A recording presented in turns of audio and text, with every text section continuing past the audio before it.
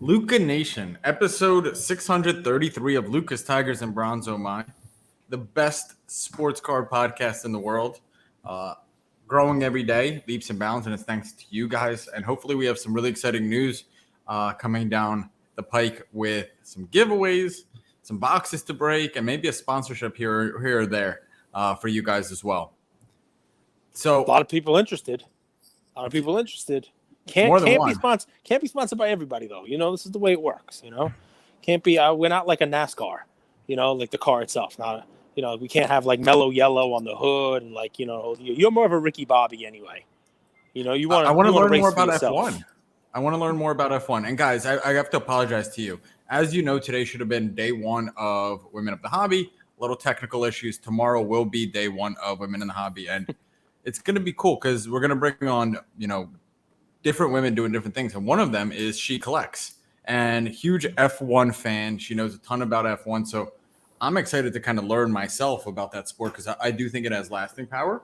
WWE Prizm came out today, Cage. Really? Nice. Yeah. Are you ever collected WWE cards? I'm pretty sure it was the first off the line boxes in the Panini Dutch auction kind of, reverse auction kind of thing, or whatever the hell they do there. A lot of Dutch people in the hobby all of a sudden. And, they're all doing auctions. It's weird. So, I got you laughing, though, at least. It's a minute in. It didn't take that long. So, You're not a WWE guy. That's why you sold the last of your collection to Jeremy Padower. Remember, I like WWE, and I will be getting some of the Prizm. Remember, I opened the box of the inaugural UFC Prizm. I did well in that. I got a color blast of Francis Ngannou. Sold it probably too cheap. Francis Ngannou is in UFC, not WWE. Right. I got a UFC when it came out just to try out the Prizm of UFC. And WWE, this is the first Prizm of WWE. I'll be doing the same. I hope to get 2 boxes of it. Not the first off the line, just the regular when it comes out. I believe it comes out next week, maybe like the 6th or something like that. But, I spoke to my LCS. I'm going to try to get a box or 2 of that if he has, the allocation. I'll open it up. Am I a big collector? The first guest we had on was the wrestling card guy. It was David Heck. That was the first guest of the podcast. Vintage wrestling, though. Big difference. But, look, he's not interested in this stuff. But, he also does say that, to each their own. And obviously the vintage stuff grows when the modern stuff grows. We've seen that in all of the other sports, right? F1 cards come out and all of a sudden a Lewis Hamilton card from 2005 sells for $300,000. That wouldn't have happened if it wasn't for, the interest in it, the, interest generated by a new product. You gave that card as a play. You're someone who's not a huge F1 guy, and you talked about that card on eBay. I'll even remember quote for quote. This is what you said. You said, if everyone's buying this year's Topps, Sapphire, all that stuff, why not go back to the first existing card of the guy people are buying, Lewis Hamilton? I remember that play. That exact card. But it's hard to find it. So it's great that I can give the play. But if it's not readily available, it doesn't matter. But yes, that was a card we were looking at months before it sold for $300,000. And let's even add on to that, guys. So this is where experience matters because you're not going to read this in any book. But there's a reason that you guys just saw a PSA 9 of that card and not a PSA 10. Is that right? Well, there's no PSA 10 yet. But notice in the auction, there's a PSA 8 this time around. But I have a feeling we'll start to see some more of them. Maybe some more PSA 9s, maybe some more PSA 8s. I've talked about this. I think it's one of those weird things that seems to happen in the hobby in these fringe sports where there's price discovery and things weren't being graded. I happen to have the Pele card that I can give as an example. If you like, I could show it if people want to see it. Sure. Hold on. But there's a strategy to auctioning off. Oh, he missed. I missed. Damn it. That was like a finger roll. Let people know where you are. I'm at Bleecker Trading, guys. Best card store in New York. I mean, maybe New York the only City. one. Maybe the New York City. Only one. After they cannibalize everyone, they eat them up. And so take a look at this here. That is Pele, right? So you can kind of, it's a little bit of a glare there. But you can see it's a 4, 1958. Gazzetta Esportiva. So I'm trying to get a little closer there, the whole deal. When I purchased this at auction, that was the highest graded example. That PSA 4 was the highest graded example. And I bought it. I paid for it. And wouldn't you know it, soon thereafter, a higher graded version appeared. So the premium that I paid for highest graded example was not money well spent. And you would think that after a while, 1958, right? 65 years later, if the card's going to be graded, if a card's in good enough condition, all of a sudden, it should already be graded. But nope, they seem to keep having black swamp finds. They keep how many times I'm going to say that? It's like a drinking game. They seem to keep finding Mickey Mantle cards in attics and, Honus Wagner's and floorboards and cigar boxes. And, somehow they found another one of these as soon as I purchased the highest graded one. Now, I hope, for the sake of the person who paid $312,000 for that Futerra Lewis Hamilton, that there is not a 10 that's just sitting somewhere waiting to be materialized, or that there's another 9. But we'll see. It's just one of those things that we as a community can keep an eye on, But as a collector, it's not a big deal, right? Because it doesn't matter if the price halves. I mean, well, listen, as a collector, this is one of those downsides, right? There's a lot of people out there that say, oh, you collect what you love and you be a collector and it doesn't matter. But, even the collectors, if this is part of, I guess, why they do numbered cards, right? Why they do, the LeBron Exquisite, there's only, 99 copies. It's 99. There's not going to be another 99 that materialize in someone's attic. PMGs are numbered. It's just, it's why those things are where that money flocks, right? You never know exactly how many 86 Fleer Jordans in high grade are going to materialize. There's a difference between, a rare card and a rare card just because of the grade. But this one here, I don't think it impacts it tremendously because there's like only a handful total graded. Same thing as the Alifa Balogier. Is that a true rookie now, Cage? If you could go back, they're the same year. So look, the stuff back then. These are like little postage stamp size things. You can make an argument just like people do with Ali. If you happen to be selling a specific version, you say that's the rookie. If I were an auction house and this was the one that I had instead of the Alifa Balogier, I'd say this is his true rookie. Not the Quigol, which was originally the rookie, the Tupanamba, which was originally the rookie. Man, LASC Gunner, if you're listening, you got to be proud of me, man. Give me a pat on the back. I got my soccer card lingo from the 50s down pat. People are talking about F1, but I think that's going to quickly shift to soccer. I really do. There's a lot of really fun stuff happening in the soccer world. USA just qualified. World Cup is 6 months away. People don't realize it's going to sneak up on you. USA just qualified. And if you're listening to this, you happen to be one of the first ones to download. There might still be some left. If you're on Panini Digital, USMNT, U.S. Men's National Team Qualified, is a code that will get you a free soccer NFT on Panini Digital. There's only 3,000 of them. When I claimed mine about an hour ago, there were only about half of them claimed, 1,500. At this point right now, Andrew, if you haven't claimed yours, you should try right now because 1776 will probably be coming out soon. They go in number order. So that one will be a little premium on that one. Yo, you hit a LaMelo jersey number. I did. In your challenge. I did. I hit a LaMelo jersey number. It's the first time ever. I was shocked because I think that the challenge was done yesterday, and I went in. I commuted into the city today, and I'm like, whoa. Let me see if the challenges are over. If there's new challenges up, I think there's a UFC challenge up. Patty Pimblett is up there. So I looked at the thing and I said, okay, claim it. And in order to see what number you get, you have to go back into your collection. And I opened it up. I'm like, whoa, look at this. I got the jersey number. Noma. So, yeah. We are experiencing high volumes of bandwidth. Please retry later. Oh, well, you're in Mexico. They shut you down. They shut you down. Their dev team is in India. So, like, when they have issues, it takes them forever to fix them. Listen, we will not smear Panini today. They gave me a jersey number of my reward. You can talk about their dev team tomorrow. Today will be a don't bash Panini because I got a nice card. Not bash. It's not bash. It's just like you get in life your standards, and if your standard is like your app could crash once every week, and the customers are fine with that, or hey, we'll release Prizm Draft after the season's over, and people are fine with that, and et cetera, all the way down the road.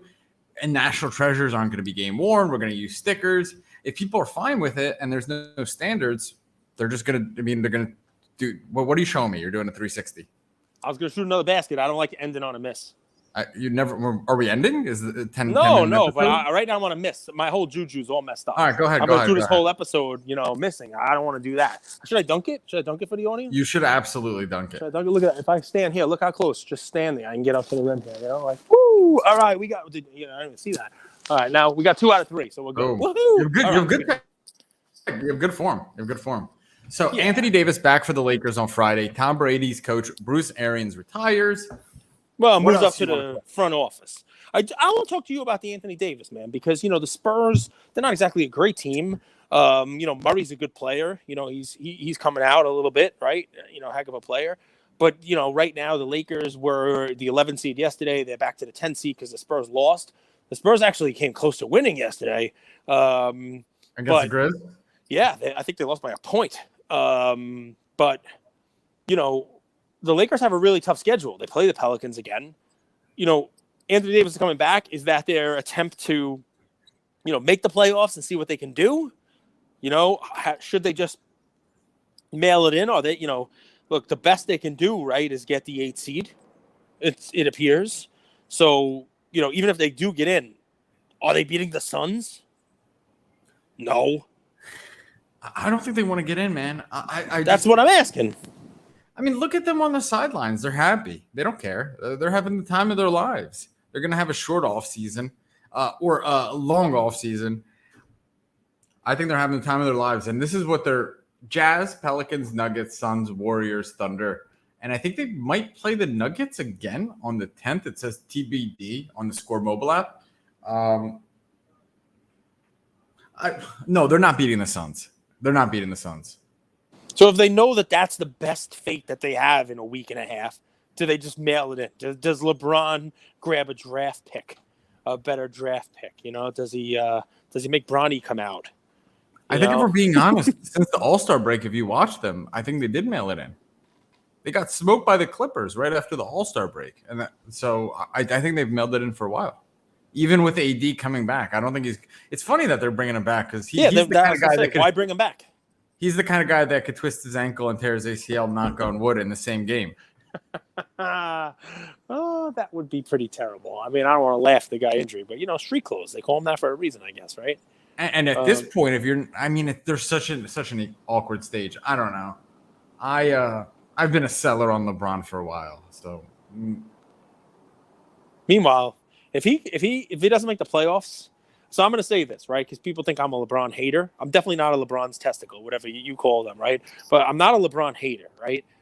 If he misses the playoffs or has an early exit and people are selling his cards cheap, which won't happen. The high-end stuff, people haven't even sold the Zions cheap, right? So the high-end LeBrons won't come down. But in the event that there's an opportunity, I will be a buyer. I will be. If you really look at it, dude, other than the bubble championship, which like it or not, people are gonna dispute it and asterisk it. His time in LA has been a joke. It's been such a failure. He's got 4 championships, right? And 6 finals losses. All right, but that means he went to 10 finals.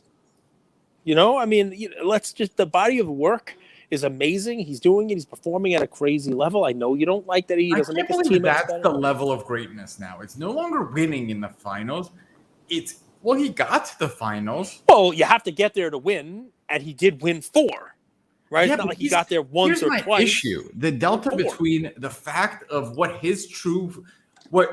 the media and his fans say versus the reality. He's a great player. There's no question he's top 10 of all time. Right. The top 10 didn't get there. They won.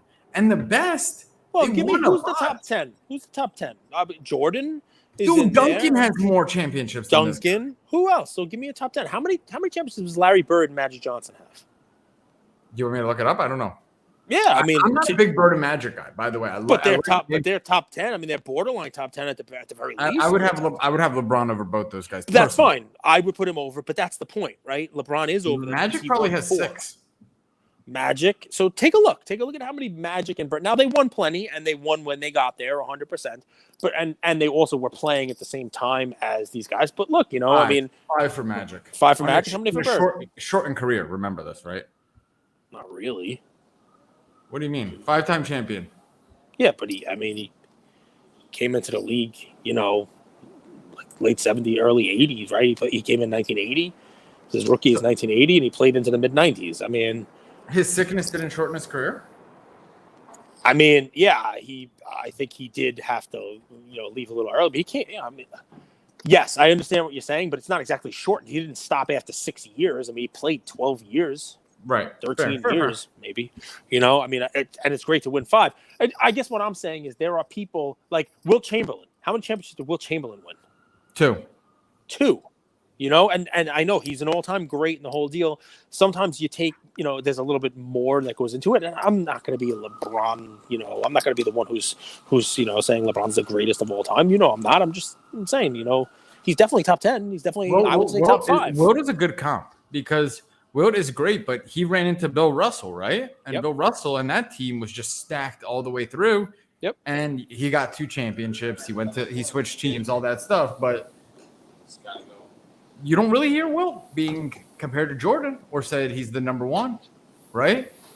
Yeah, just because, listen, it depends on what side of the argument you want to be on. If you're not a Wilt guy, they say, hey, Wilt should have won every game he played because he was 3 feet taller than everybody else on the court. Right? People don't like LeBron, a la you, say with the God-given ability that he had, he came into the league as a 12-year-old, already the best, most physical specimen, perfect to play basketball. He should have won 20 championships. There's always a narrative, right? That's, hey, he got the 10 finals, but he should have won more than 4.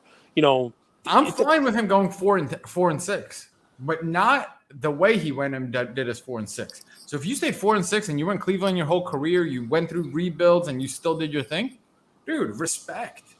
But he didn't go 4 and 6 that way. He jumped from team to team and made super teams and still lost. That's where I go with it. Like, you can't have it both ways. You can't build a super team, underachieve, and then be like, hey, I'm still the best. Don't worry about it. So, partially, I'd say sure, but 2 of his 4 championships were one with Kyrie, who never won without him, and one with Anthony Davis, who hasn't won without him. Yeah, the Dwayne Wade stuff, I get it. That's putting a super team together. But, Kyrie has played, with other people and wasn't a winner. Kyrie's now with the Nets, and they're a borderline playoff team with Durant and the whole Harden experiment, which is there. Anthony Davis has just been a mess either way. Believe it or not, watching Anthony Davis and the rest of the both of those guys are very good players to team up. They're very good, but no one's saying they're not good, right? Obviously, you team up. Pippen was great also. I'm not going to, do the Jordan thing, but, Pippen was a great player as well. I guess what I'm saying is, Kyrie and Kevin Love, by the way. People forget Kevin Love was an all-star and a very double-double machine. He was amazing. Kevin Love's amazing, and he's still amazing. But point is, we knock Bron. But the dude won 4 championships. That's saying something. I get it. Let's move along because this is a great question. Right now, we can't predict the future because I still think he has another run in him. Which he is that good. I'm not denying his greatness. But up until this point, I'm curious what people would say. Like, is his LA career a success or failure? 1 championship and 3 losing seasons. Is that a success? Is that a failure? And the 1 championship is a COVID-shortened season. See, that's part of the narrative. It's a bubble championship. You just don't like it. I'm curious what our audience would say. Space Jam was an Academy Award-winning movie, and you're going to say it was terrible. You're just not going to give him credit for anything. Clearly, he was robbed. He should have won, Best Actor.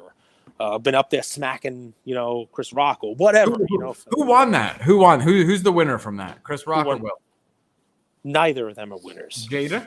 Neither of them are winners. It's not a good look for anybody or for the, Academy Awards, the whole deal. It definitely got people talking about the Academy Awards, so I'm going to say they're the winner because I didn't even know it was on.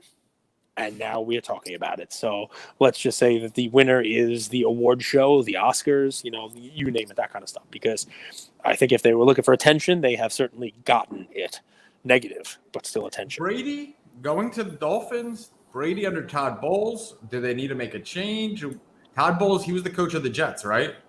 Todd Bowles is a defensive coach. Yes. So if Brady, and obviously none of these moves are made without Brady, signing off on it. But if Brady's take was that the team on offense was good enough and he's going to get Godwin back, and he's going to have Mike Evans, and he's going to have enough of an offensive line, and maybe they'll work on something through the draft, and that they needed to figure out a better defensive scheme, then I get it. I get the Bulls move. He's a much more defensive-oriented coach. At this point in his career, you got to figure Brady knows what he's doing on offense. He'll probably bring Gronk back. He knows where to go with it. Doesn't really need to change the offense up too much from last year's scheme, considering he led the league in, passing yards and touchdowns last year. So the defense is where they want to make some changes, and that'll get them to the next level. And that's what to me, it makes sense, right? Because you have a good defense, and it doesn't have to be a good defense. It could be opportunistic, right? Yep. And you start turning the ball over. That really helps a quarterback. Yeah. I mean, listen, getting Brady another couple of opportunities per game is always a good thing. You know what I mean? Right. And an opportunistic defense that causes turnovers, a defense that gets you off the field. I mean, I'm sure if you polled Brady, look, it's great to get the stats, but he probably doesn't want to lead the league in touchdowns and passing yards, because that means he's got to score more than the other team. He's got to continue to keep scoring. He would much rather that he have a 2-touchdown lead in the third quarter and doesn't have to throw and can hand the ball off and run the clock out and win the games, instead of having to be in the fourth quarter, coming from behind or, matching the other team's offense because your defense can't get the other team's offense off the field. I'm sure he would wears your guys down over a long season, right? 100%. They're playing for the Super Bowl. They're not playing for, Yeah, and the more often your offense is on the field, the more likely you have injury-prone receivers like Godwin, who missed most of the season, and Mike Evans, who doesn't really stay healthy that often, Gronk, who's now getting older and obviously has some wear on him. You're going to want to keep your offense, off the field. You don't want to have to be playing. You want to have to be playing in the fourth quarter. So it's fun stuff. So the Brady move, I consider it almost a non-news issue. In the NFL, they switched the overtime so that both teams will get possession of the ball. I'm going to call that the Bills-Chiefs rule, because, we were treated to such an amazing game, just an amazing weekend of football, and Josh Allen not getting the ball back. It happens. It's just, you play with the rules the way they are. But obviously, enough of a backlash of that, the competition committee said, let these guys decide it out there, give everybody a chance to, play, get the offense out there and decide it on the field. There was a weird proposal. One was like, they go for 2. The first team with the ball goes for 2. And if they get the 2-pointer, then the other team doesn't get the ball. You know what I mean? It's like a weird kind of, stuff. So we'll see how that plays out when the NFL comes back. I know that they're, baseball starting up. And yeah, tonight here at Bleecker, we got Sam from Overtime Elite. Will be in here soon. Hopefully brings us some packs that I can take home and we'll do on our Whatnot show, and we'll give them away. And maybe, this is the last weekend that we have before baseball starts next week. So we'll probably do some baseball, maybe some baseball slabs, some Lou Bob PSA 10s I've been saving, some Mike Trout stuff. And we'll do a nice little baseball show, maybe a baseball preview, sort of. We have to have a baseball preview episode. But, we have the 10 for 10 coming also. When does baseball start, Cage? I think the 7th. 1 week?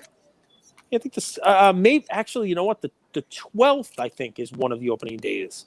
The 12th. So we have a week. We have 2. I'll take a look. But I know it's coming. I was right. I think that they might have pushed it back a little bit because of the whole, work stoppage.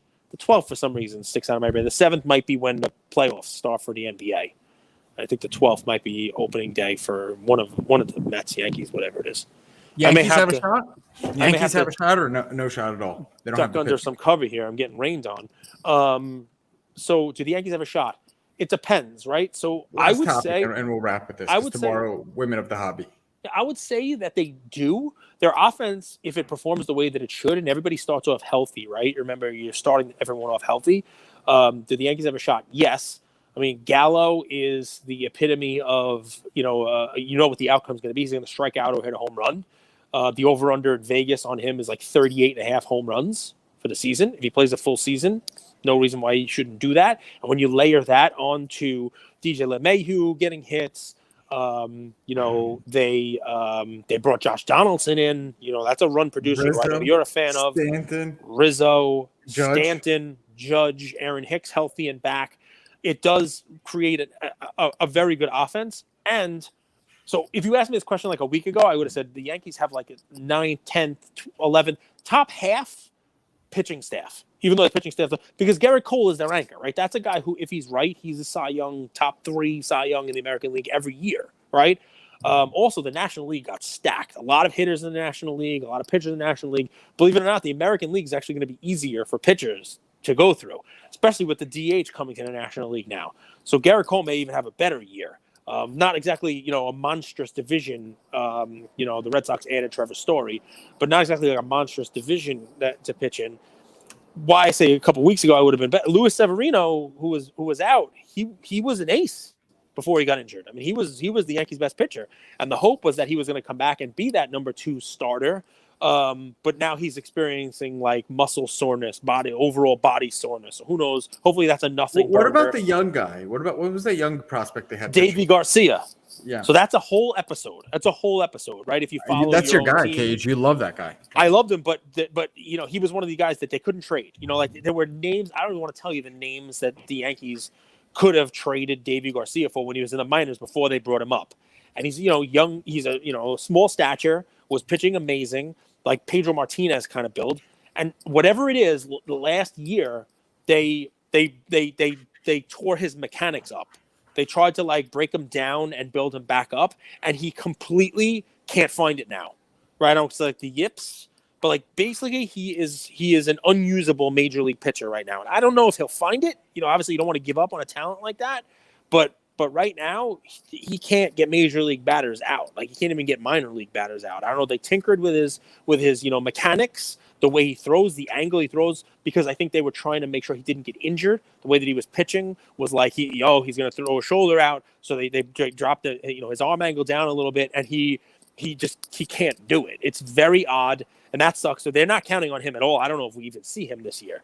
They have Jamison Tyone, who would be like number 3. Jordan Montgomery was a young pitcher who's also coming back from injury. He was great when he pitched for them. So yeah, I mean, they definitely have some arms.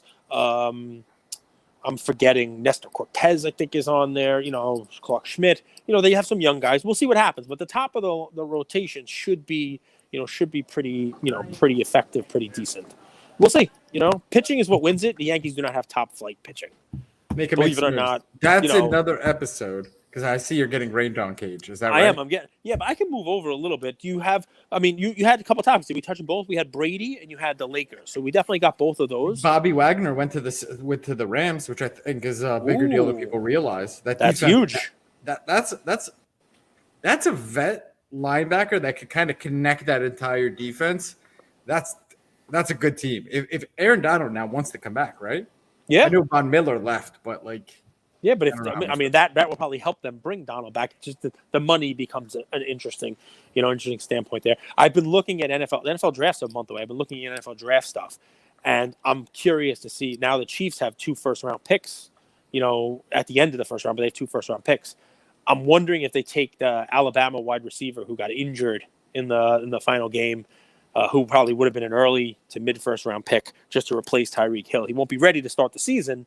But I think Eric Weddle, not Eric Weddle. Why do I think what's the Penguin guy? I can't remember the Penguin guy. Waddle. Jalen Waddle. I think he's a buy, man. I think with Tyreek Hill stretching the field, Tua can't even. This is for the first 3 games. Once the defenses will figure this out. Yep. Tua can't throw down the field, but it's like Tyreek Hill. They're going to be chasing him all over. Waddle's just going to cut. He's just going to come off. I was confused Waddle and Weddle, by the way.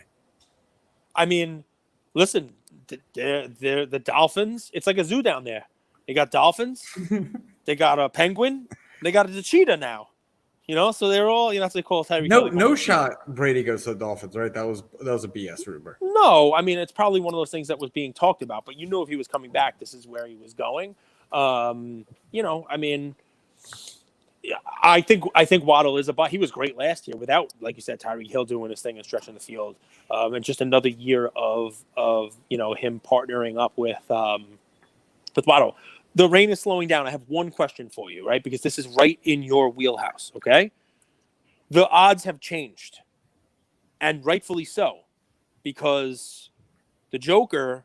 If you don't watch the games like my co-host does, he watches the games. He has to because he has to figure out how much money is leaving his wallet based on those games. No more betting. Yes, I love it. I'm excited. Not for 7 days. Boom! Look, I got to give you a chip. It's like Alcoholics Anonymous. It's like Gamblers I think Anonymous. about I don't that, want to by make the way. I don't want to make light of it, but nice job for the 7 days. Good for you. But he still watches the games and enjoys them. Look at the Joker's stats for this year. He is putting up a ridiculous stat line, not triple double. I think even Right better, around there. right? Because he's got like 8 and change assists, but like 13 and a half rebounds and like 26 and a half points. I mean, it's like it's even better than just scratching out a triple double. And the Vegas odds now have him moved into the favorite, slight favorite over Embiid, but favorite for the MVP. You don't know how the voting will go. You name it, especially because he won last year. And, you know, while the team is great, no one really thinks they're going to do much damage in the playoffs. And that might, you know, be held against him. What do you think about Joker from a cardboard relevance standpoint? You know, my favorite thing. He could be a great player, but is he cardboard relevant? I'll tell you this: when next season he's not going to have the same numbers. He was forced into having these numbers because he didn't have Jamal Murray. Right. So like, it's nothing against Joker. He's incredible. His cards have run, but I don't see how he sustains the numbers when Jamal Murray comes back. The guy needs the ball, and his cards are up. They're not crazy, and they're up. They're up slightly. Well, I'm 30%. I don't call it slightly. I don't want to poo-poo it. They're up, but they're up, but they're up. You would think with the numbers he's putting up and the crazy season he's having, they'd be up even more. So if I'm getting what you're putting down, then next year he can have great numbers still, just not these out of the world numbers. Maybe he averages 24 points and 9 rebounds or 10 rebounds, 11 and like 6 assists or 5 because he's got guards coming back. He's got Michael Porter Jesus coming back. Maybe he's got Jamal Murray coming back, right? He's got these guys coming back and he doesn't have to do everything for the team. And then people are going to be like, oh, wow, Joker fell off. Even though he didn't fall off. Go ahead. I know it sounds crazy, but like, and I guess it depends how we define MVP. Mm-hmm. But when I saw that Giannis was plus 1,000, let's leave Jokic aside. But when I saw Giannis is plus 1,000 and Embiid is like basically even. Yeah, like minus 150. It's such a recency bias because everyone knows that Giannis is a better all-around player than Embiid. And to do it with 2 stars on the team, I don't know if that makes it less or more impressive. People seem to think it's less impressive, but I think it's more impressive. I mean, one, you're being real liberal with stars. Chris Middleton and Drew Holiday will send you a check for calling them stars. Correct. Just like I pay you for saying I'm handsome. So, but at one point, people said Chris Middleton was the guy. Yes, remember that? It was 1A, 1B, dropped 40 in the playoffs. I do remember. But here's the problem with Giannis. You can make an argument that in the first years 2 through year 10, Mike Trout could have won the MVP every year he played, right? And you can't just give the same dude the MVP every year because you know what happens? You're no longer being compared to the other players in the league. You're actually being compared to your own MVP seasons, and it hurts because you're like, okay, well, he's not having as good of a year as he had that year. But I think where you're going with this is sneaky. Look at Giannis's numbers. Does he have a shot at the scoring title? Can he catch LeBron last week? Right, and if you compare him to defensive player of the year, he's again, better. Right? Yeah, this is his best season. That's the crazy part for me. And the way he's doing it, man, he's changed and improved his game. The shots he's taken, he never took those shots a year ago, like fadeaway jumpers over his left and right shoulder, like Kevin Durant type shots. That was not in his arsenal. So. I don't know. It's an awesome game tonight, Nets versus Bucks. If I was betting, I think the Bucks smack them. I think there's a difference between regular season and leading up to the playoffs. When you have a playoff game, like this is going to be a playoff atmosphere game. This is where you're like, I'm really tuning things into gear. I think we see tonight, like the Bucks are on a completely different level, and Giannis on a completely different level than KD and Kyrie. I like it. I mean, it makes sense. What do you think? You want to leave this on? Give the YouTube guys a treat? I'll come back in 2 seconds. Ready? Sure. Don't end the recording.